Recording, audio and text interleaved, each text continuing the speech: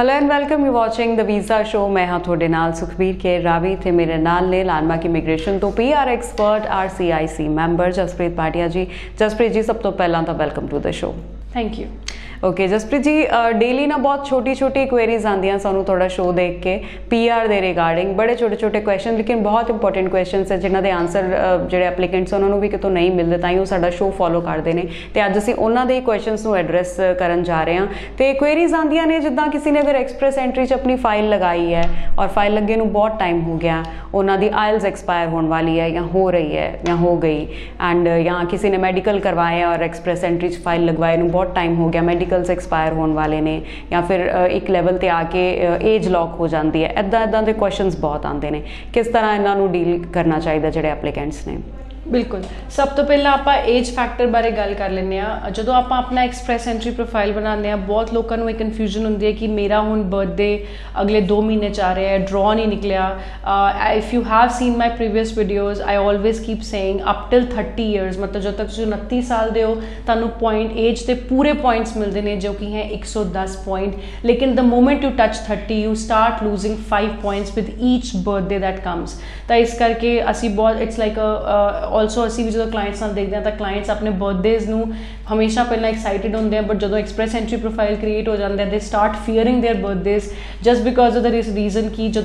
उन्होंने बर्थडे अगला आएगा उन्होंने 5 पॉइंट होर लूज हो जाएंगे। तो लेट्स टॉक अबाउट कि एज कदों लॉक होंदी है जो आप एक्सप्रैस एंट्री प्रोफाइल बनाने। जो तुसी एक्सप्रैस एंट्री प्रोफाइल क्रिएट किया है, फॉर एग्जाम्पल ताड़ी एज अज 31 हैगी है एंड ताड़ा बर्थडे अगले 10 दिन है, अगर ताड़े birthday express entry profile create हो गया उस तो पहला अगर आपां नू ITA आ जाती है, मतलब ड्रॉ च अपना नाम फाइल चक्की जाती है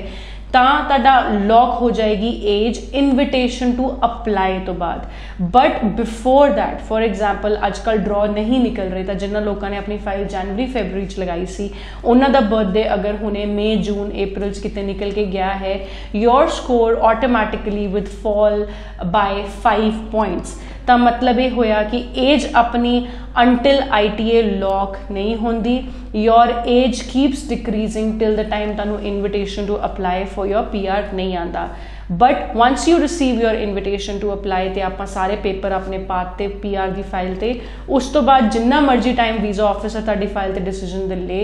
your age is not going to get impacted. So one is this, age does not gets logged at express entry profile, age only gets logged once you receive invitation to apply for PR। दूजा तुसी question पूछा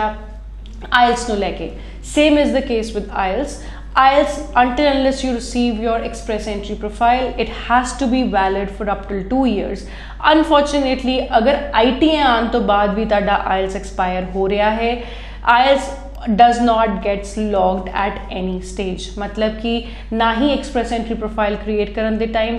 ते ना ही ITA आने तो बाद। अगर ताड़ा ITA आने तो बाद भी IELTS 10 दिन बाद एक्सपायर हो रहा है तावी तुहानू अपना फ्रैश IELTS करना पेगा एंड उन्होंने अपडेट करना पेगा सिस्टम दे विच, otherwise your file is going to become ineligible. So this is something very important. IELTS at no stage gets logged, the IELTS validity should be at least for 2 years। तीजी गल आप कर लें ECA report की, मतलब educational credential assessment जी आप अपने education documents की कराई है ओदी वैलिडिटी 5 साल की होंगी है। So when you create your profile make sure कि ओदी वैलिडिटी एक्टिव होए। ECA दे विच नॉर्मली प्रॉब्लम नहीं आती क्योंकि 5 साल अपनी PR की फाइल में नहीं लगते। मेजर प्रॉब्लम अपनी आती है एज नू लैके IELTS नू लैके। एक होर प्रॉब्लम अपनी आती है प्रूफ ऑफ फंड्स नू लैके, जिवें आप हुणे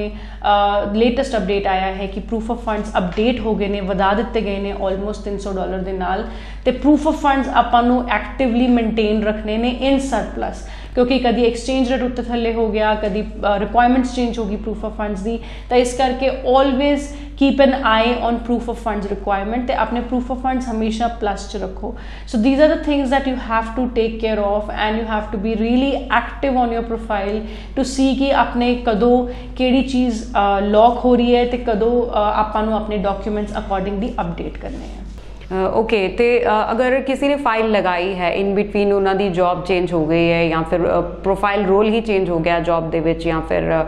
इदां दी कोई अपडेट है तो इस सिचुएशन च की करना चाहिए? बिल्कुल, अगर आप एक्सप्रेस एंट्री प्रोफाइल क्रिएट किया है मतलब आप वो एक्सपीरियंस ऑलरेडी गेन कर चुके हैं पिछे वाला, तो इस करके anything that is being change in your present life with regards to your work experience does not need to be updated to ICCRC और CIC when you have created your express entry profile. मतलब कि आप express entry profile च कुछ update नहीं करना है। We have to yes जो आप ITA भी आ जाए उस टाइम ते करंटली तुसी की काम कर रहे हो that is something that you can update, तुहाडी करंट जॉब की हैगी है, but because you will not be claiming points on that, तो इस करके इन्ना ਉਹਦੇ ਉੱਤੇ ਆਪਾਂ ਨੂੰ स्ट्रेस ਲੈਣ ਦੀ ਲੋੜ नहीं है। पोस्ट ITA अगर अपनी जॉब चेंज हो जाए then also you're not required to update CIC, but yes if you are changing the place of your country, कई साडे clients ने ਜਿਹੜੇ इंडिया ਛੱਡ ਕੇ मे बी उन्हें दुबई जॉब लग गई ITA आने तो बाद, invitation to apply तो बाद, तो दुबई मूव हो गए, it means your address has changed, there is a shift in your country, at that point of time definitely you need to update ICCRC web forum query राही तुसी अपने GCK portal दे विच जाके update करना है ICCRC ਨੂੰ कि बई असी अपनी लोकेशन चेंज कर ली है, बिकॉज अकॉर्डिंगली फिर तुहाडी फाइल डिफरेंट वीज़ा ऑफिस च कई बारी मूव हो जाती है, मे बी UAE मूव हो जाएगी फिर। So that's the reason it is very very important for you to update your address, change of address information if you are in your post ITA condition, but otherwise तुसी unemployed हो after you made a submission of your application, तुसी your job छाटी जिते तुसी points claim कीते सी, it is absolutely fine। Ji,